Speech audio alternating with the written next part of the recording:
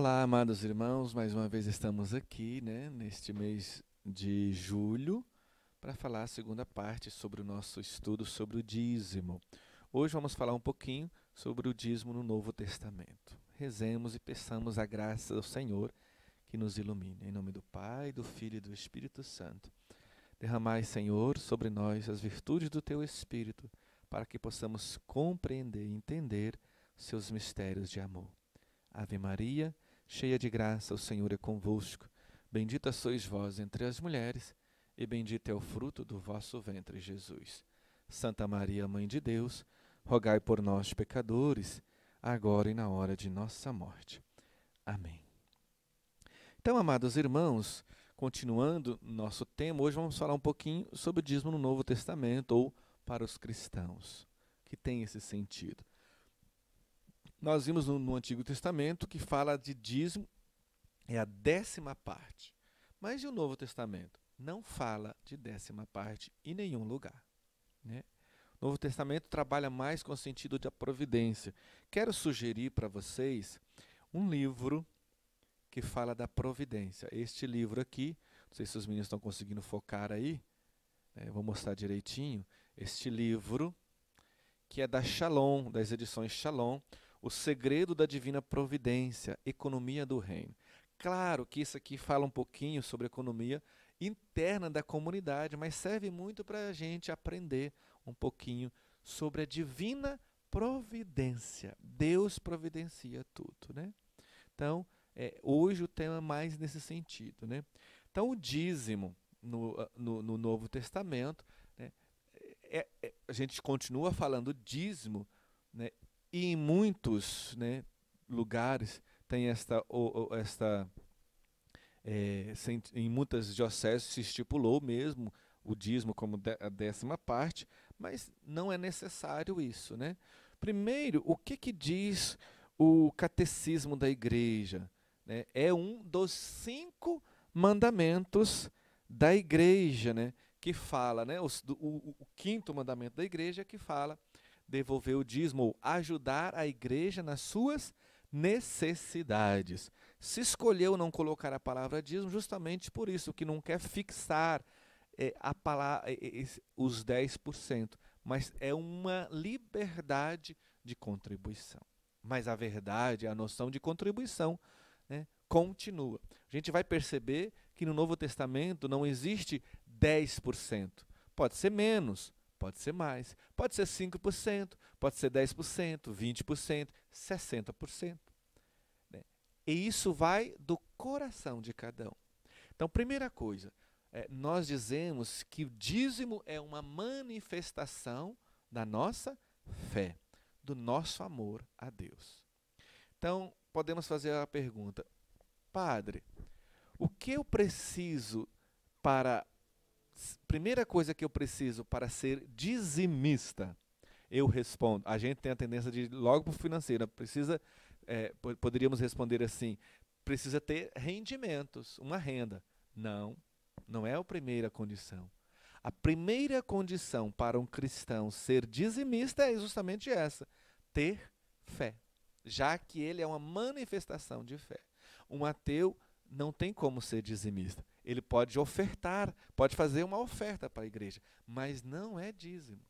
Porque dízimo requer o quê? Fé. Ou seja, uma experiência de fé, de amor. É acreditar em Deus, devolver o dízimo. Este é o sentido, né? Então vamos, como estamos usando bastante a Bíblia, vamos usar, né, o que vai dizer um pouquinho isso que eu estou falando, né? Primeira passagem, vamos pegar o Evangelho. O que Jesus diz? Lá, Evangelho de Mateus 23, 23. Ó, aí, Gustavo, uma passagem boa de decorar.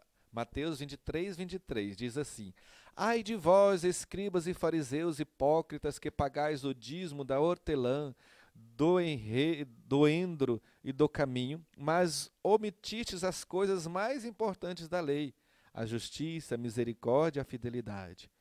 Importa-vos praticar estas coisas, mas sem omitir aquelas.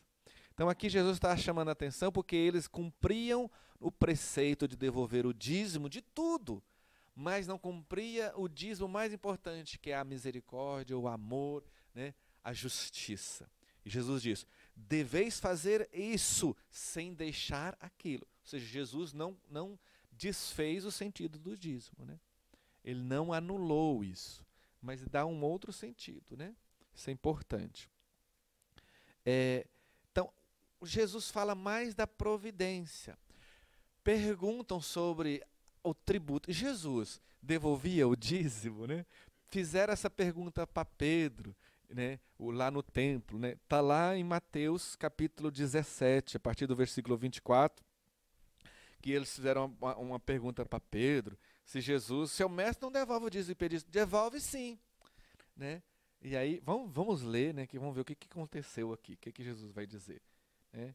É assim. Então, Mateus 17, a partir do versículo 24. Quando chegaram a Cafarnaum, os coletores de dracma aproximaram-se de Pedro e lhe perguntaram: vosso mestre não paga a de dracma, que era o imposto, né? Pedro respondeu: sim. Ao entrar em casa, Jesus antecipou-lhe e lhe dizendo: que te parece, Simão? De quem recebem os reis da terra tributos ou imposto? Dos seus filhos ou dos estranhos? Como ele respondeu: dos estranhos, Jesus lhe disse: logo os filhos estão isentos. Mas, para que não os escandalizemos, vai ao mar e joga o anzol. O primeiro peixe que subir, segura-o e abre-lhe a boca. Acharás ali um estate. Pega-o e entrega-o por eles, por mim e por ti. E entrega a eles, por mim e por ti. Aqui, né, não está falando especificamente de dízimo, mas está falando disso que eu estou falando, da providência. Deus providencia o necessário até para o dízimo, né? Então, Jesus devolveu, né, esse imposto para não escandalizar, né? Vai ao mar, pesca, e esse valor que colocou aqui, na verdade, é o dobro do valor pedido, né?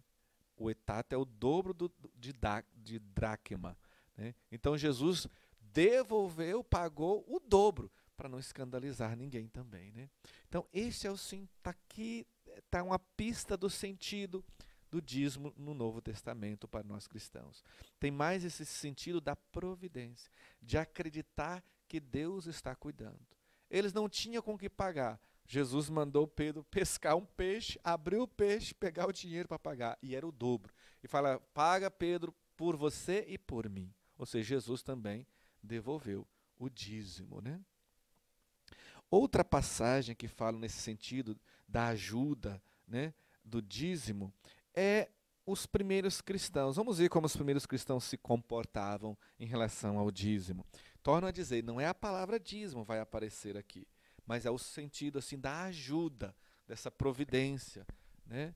Então, diz assim lá nos Atos dos Apóstolos, no capítulo 4, versículo 32 e seguintes: a multidão dos que haviam crido era um só coração e uma só alma. Ninguém considerava exclusivamente seu o que possuía, mas tudo entre eles era um comum. Percebe? Eram comum todos por causa do amor, da união. Com grande poder, os apóstolos davam o testemunho da ressurreição do Senhor e todos tinham grande aceitação. Não havia entre eles necessitado algum. De fato, os que possuíam terrenos ou casas, vendendo-os, traziam os valores das vendas e os depunham aos pés dos apóstolos. Distribuía-se então a cada um segundo a sua necessidade. Então, eles traziam, dava para os apóstolos, para eles distribuir de acordo com a necessidade. Percebe que não é em partes iguais? Essa história de distribuição de igualdades, de bens, distribuir as partes de bens iguais, isso não é Bíblia, isso é comunismo, gente, né? Isso aqui, a Bíblia não é comunista, tá? Nós somos cristãos. Cristãos, de acordo com a necessidade de cada um, a gente ajuda. É esse o sentido. Gente, é uma dor e uma vergonha se entre nós cristãos, vou dizer, entre nós católicos, tem alguém necessitado e nós não olhamos. Então esse é o sentido, né, de ajudar as necessidades da igreja, as necessidades do irmão. Ter tudo em comum. Então, o dízimo no Novo Testamento tem esse sentido de desapegar, né? Desapegar daquilo que é meu. O que é meu pode se tornar comum. Não porque vem uma força externa, isso que eu queria chegar. Não é algo que me obriga, mas é algo, a força que me obriga a devolver o dízimo é uma força que vem de dentro de mim. É a força da fé, é a força do amor. Isso é o mais importante. Nisso vamos pegar então uma última passagem que eu quero pegar com vocês hoje, que é a segunda carta aos Coríntios 9, versículo 9. Não, segunda carta a Coríntios, capítulo 9, versículos 7 e seguintes, que vai falar dessa disponibilidade do coração. Que o que obriga não é mais uma lei. O que me obriga a ofertar, a ajudar a igreja e aos outros não é uma lei, mas é a lei do amor, é o coração. Cada um dê como dispôs em seu coração, sem pena nem constrangimento, pois Deus ama a quem dá com alegria. Deus pode acumular-vos de toda espécie de graças, para que tenhais sempre e em tudo o necessário, e vos fique algo de excedente para toda obra boa, conforme está escrito. Entenderam? A promessa continua. De quem ajuda, Deus é fiel na promessa de providenciar tudo o que a gente precisa, né? Mas aqui requer agora uma atitude do coração, uma atitude de fé e de amor, sem ser constrangido, nem pelo exterior.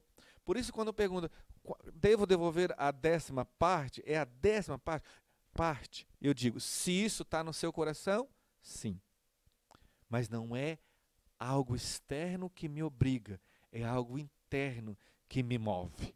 É o amor, a fé que me move a ofertar, a ser fiel.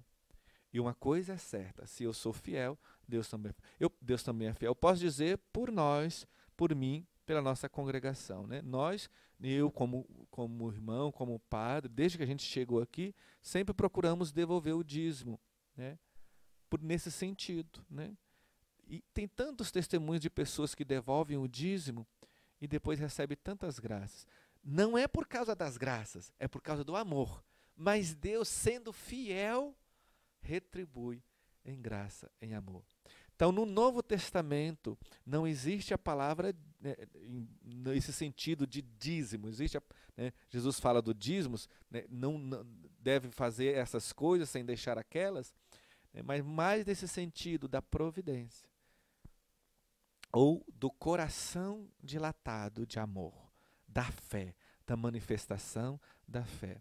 Nesse sentido de não ser apegado também aos bens materiais. Quando Jesus faz a multiplicação dos pães e eles comem e se saciam, vão atrás de Jesus procurando pão, ou seja, o símbolo do bem material. E Jesus os corrige. Trabalhai não pelo pão que perece, mas por aquele que dura a vida eterna. Tem a ver com essa doação, com essa procura do céu. Isso que perece tem o seu valor, mas é relativo. Usamos dos bens materiais de acordo com nossas necessidades. Importante, eu termino também. No Novo Testamento, entre os cristãos, todo o excedente, aquilo que sobra, deveria, por amor, ser doado. Nunca conservar aquilo que sobra, né? Porque isso é amor. Então, colocar em comum, talvez, né? Isso é um sonho, né? Mas o mais importante é que seja uma motivação do coração. Tá bom, amados irmãos? É isso. Que você possa, que o Espírito Santo possa te dar sempre mais graças, né? Nesse sentido, e mover o seu coração com fé, com amor, para ser dizimista. Louvado seja nosso Senhor Jesus Cristo. para sempre seja louvado.